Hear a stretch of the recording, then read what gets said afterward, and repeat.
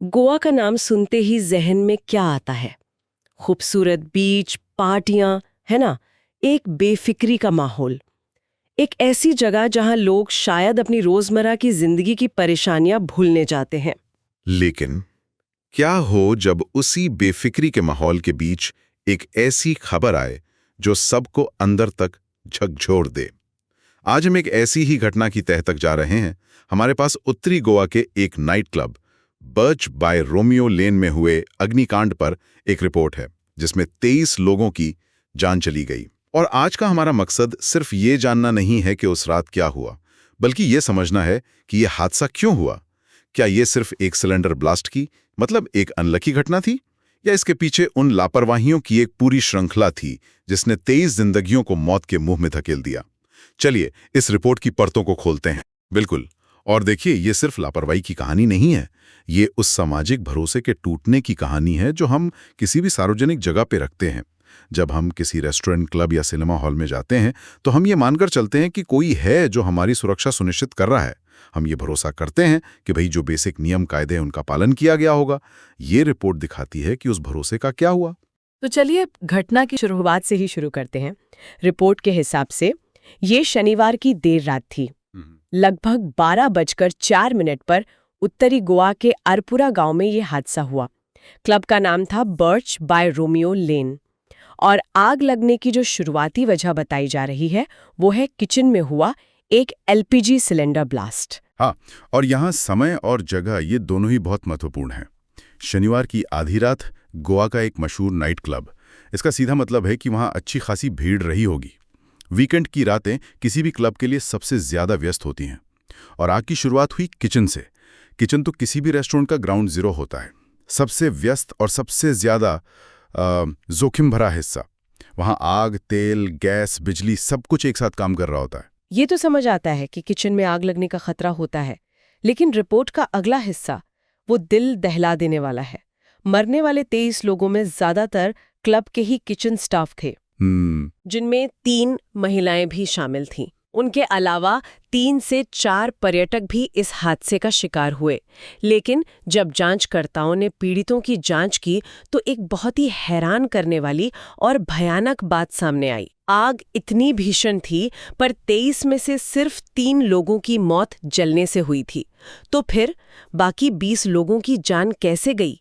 ये एक सवाल इस हादसे की पूरी कहानी को एक दुर्घटना से बदलकर कुछ और ही बना देता है। और यहीं पर यह कहानी पूरी तरह से बदल जाती है।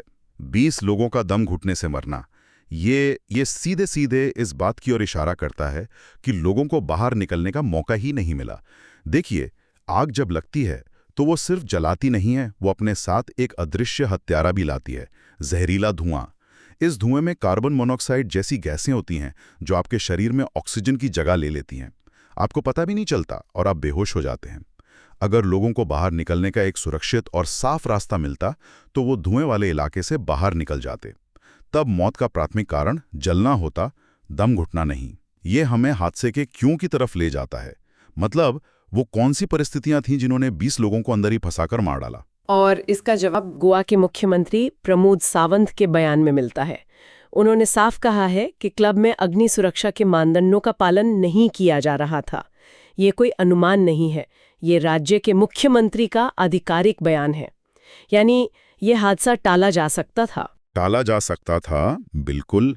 रिपोर्ट में 2 बड़ी, मैं तो कहूंगी आपराधिक चूकों का जिक्र है। पहला, क्लब में जरूरी अग्निशमन उपकरण यानी फायर एक्सटिंग्विशर या तो थे ही नहीं या फिर वे काम नहीं कर रहे थे। मतलब आग को शुरू में ही रोकने का कोई तरीका ही नहीं था। ये तो अविश्वसनीय है। लेकिन दुख की बात है कि ये बहुत आम है। किसी भी आग की घटना में जो शुरुआती 30 सेकंड से 2 मिनट होते हैं वो सबसे ज्यादा कीमती होते हैं। अगर स्टाफ प्रशिक्षित हो और उपकरण काम कर रहे हों तो एक छोटी सी आग को बड़ी त्रासदी बनने से रोका जा सकता है।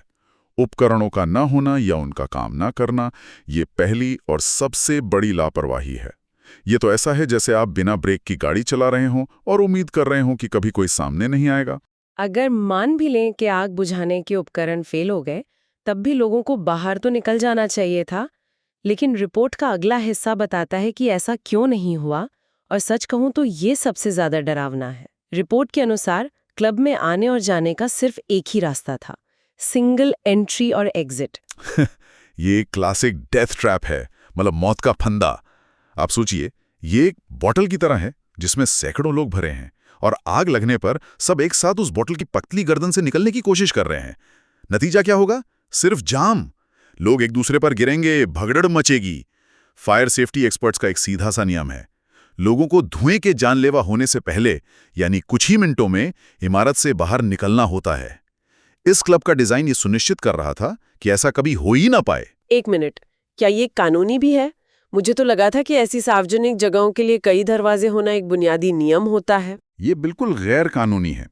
भारत का जो नेशनल बिल्डिंग कोड है वो साफ तौर पर कहता है कि किसी भी असेंबली बिल्डिंग जैसे कि क्लब या थिएटर में लोगों की संख्या के आधार पर एग्जिट डोर्स की चौड़ाई और संख्या तय होती है। सैकड़ों लोगों की क्षमता वाली जगह पर सिर्फ एक दरवाजा होना ये नियमों का खुला उल्लंघन है।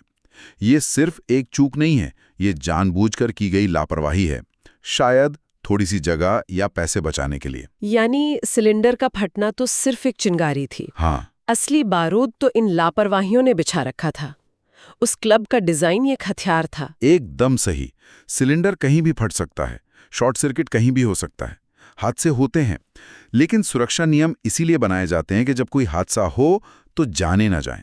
अगर काम करने वाले फायर एक्सटिंग्विशर्स होते, स्पष्ट रूप से चिन्हित कई आपातकालीन निकास द्वार होते, तो शायद ये खबर आज हम डिस्कस भी नहीं कर रहे होते। बिल्कुल। कितने लोग किसी रेस्टोरेंट या क्लब में घुसते वक्त ये चेक करते हैं कि इमरजेंसी एग्जिट कहाँ है। हम बस मान लेते हैं कि सब ठीक होगा। हाँ, हम उस जगह के मालिक पर और उस सिस्टम पर भरोसा करते हैं जिसने उसे लाइसेंस दिया है। और यहीं पर हम उस सामाजिक भरोसे के टूटने की बात पर वापस आते हैं। ये सिर्फ एक क्लब की कहानी नहीं है, ये एक सिस्टम की विफलता की ओर इशारा करता है। और ये पैटर्न हमने बार बार देखा है, चाहे वो दिल्ली का उपहार सिनेमा कांड हो या मुंबई के कमला मिल्स की घटना। हर त्रासदी के बाद ऑडिट होते हैं, जांच कमेटियां बनती हैं, लेकिन सिस्टम की याददाश्त बहुत छोटी होती है। तो अब सवाल उठता है कि इसका जिम्मेदार कौन है? जाहिर है क्लब का प्रबंधन तो है ही, लेकिन मुख्यमंत्री ने कहा है कि सिर्फ क्लब प्रबंधन ही नहीं बल्कि उन अधिकारियों के खिलाफ भी कड़ी कार्रवाई होगी जिन्होंने इन लापरवाहियों को नजरअंदाज करते हुए क्लब को चलने की इजाजत दी। और ये एक बहुत ही महत्वपूर्ण बिंदु है। एक क्लब बिना सुरक्षा मानकों के एक सिंगल दरवाजे के साथ गोवा जैसी टूरिस्ट हॉटस्पॉट में कैसे चल रहा था? क्या कभी किसी ने निरीक्षण नहीं किया, या निरीक्षण किया और इन जानलेवा कमियों को नजरअंदाज कर दिया? ये घटना नियामक एजेंसियों और स्थानीय प्रशासन की जवाबदेही पर भी गंभीर सवाल खड़ा करती है। क्या उनकी जिम्मेदारी सिर्फ लाइसेंस फीस वसूलना है या लोगों की सुरक्षा सुनिश्चित करना भी?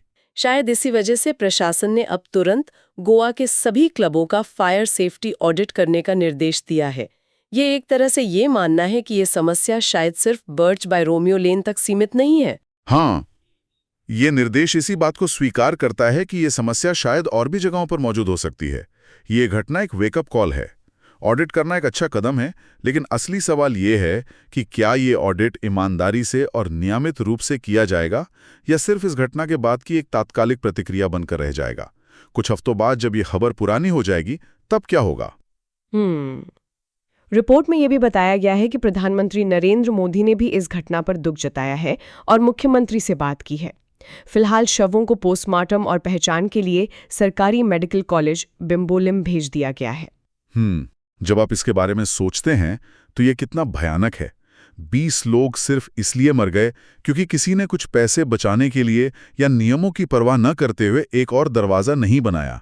ये सिर्फ एक चूक नहीं है, ये इंसानी जीवन की कीमत पर की गई एक गणना है, एक कैलकुलेटेड रिस्क जो किसी और ने लिया और उसकी कीमत इन 23 लोगों ने अपनी जान देकर चुकाई। तो इस पूरी चर्चा का सार क्या निकलता है?